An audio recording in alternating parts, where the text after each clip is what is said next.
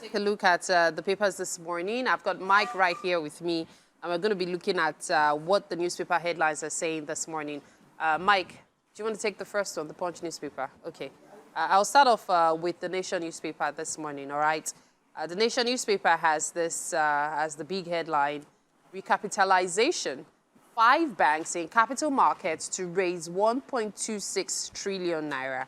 Investors get huge opportunity to expand scope.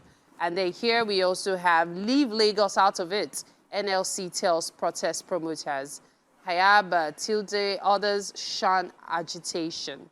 Here we also have Kenneth Okonkwo dumps Obi LP. 2 killed in Boko Haram's attack on police station. Up here, we have Kamala Harris' campaign raises $200 million in 1 week. Etu Danjuma, others join Naimoba board. We also have NEF strikes, destroy 12 illegal refineries in Abia and Rivers. And 28 housemates begin chase of 100 million naira. SUV in Big Brother Naija. Still on the front page of the Nation newspaper, CBN clears next of kin to claim funds in dormant account. And finally, reporting indicts private airlines of regulatory infractions. All of these stories you can catch in the Nation newspaper today. And I would say that the one I find super interesting is CBN clearing next of kin to claim funds in dormant accounts. That has always been a big deal. People saying, the regulation says you cannot touch money in dormant accounts, or there are certain regulations that have to take place before you can even access funds of your deceased loved ones. Exactly. So dormant here, in this case, deceased is a major part of it. And then also there are some other accounts also that the people are even still alive, but they just decided, I don't know, for one reason or two, to not actually use that particular account. So there are reasons like that. And, I think we've had people here at different times trying to tell us that when you put next of kin in your account, that doesn't mean that they will give whatever money that you have to that person. There has to be another form. I think they were talking to us about it. So we should, people should make inquiries and get to find out what should happen in a case of passing on, what would happen, because if you don't give an instruction to that, the bank takes the money. Yes, that's it. That's actually and like you said, let's have the next newspaper, Mike. I believe it's the Punch newspaper. Okay, yeah. US, UK, Canada issue security alerts. Traders fear looting. And this is foreign ministries, foreign missions foresee violence as FG and OB defer on protest sponsors.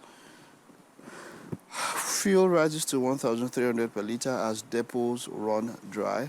Only NNPCL can buy Dangote petrol. And that's coming from Ipman. And SIM linkage. Telcos begin final mass disconnection. Has any of your lines been disconnected? No. I only have one, and it hasn't. You've linked your NIN? If you've not linked your NIN, so there's some people that have already linked also, and there are issues. Yes, I gather so as well, yes. But one thing is that the telcos have been talking about this for months now. Yes, and maybe because of the way we are as a people, we don't. And then it also is there's also an online way to link it. Now, I don't know if after disconnection, if it is going to be as seamless as it was before disconnection. I don't know about that.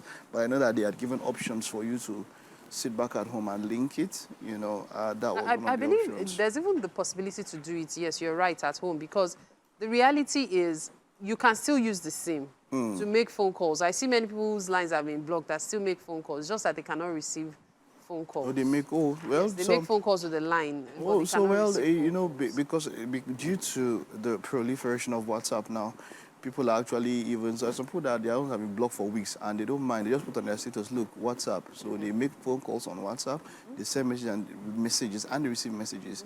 And so they don't have so much recourse to the normal telcos or using the telcos as their primary mode of communication. What I would really like is for them to just let us start, having access to our old lives that we lost.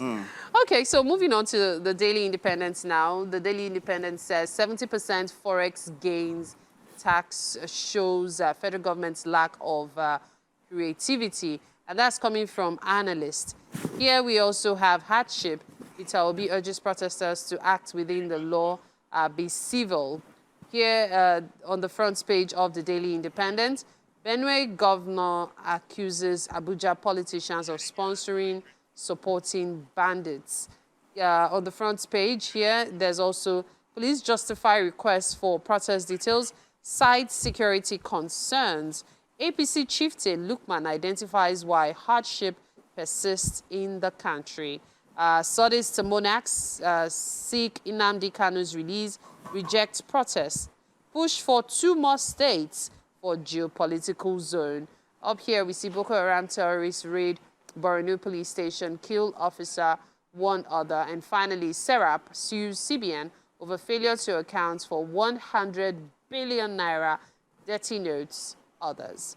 All of these stories and more you can catch in the Daily Independent newspaper this morning. So go check out the newspapers yourselves, check out what the headlines are saying, and of course have conversations, fruitful ones this week regarding the news. We have to take a break now. You're watching Wake Up Nigeria. Just stay with us.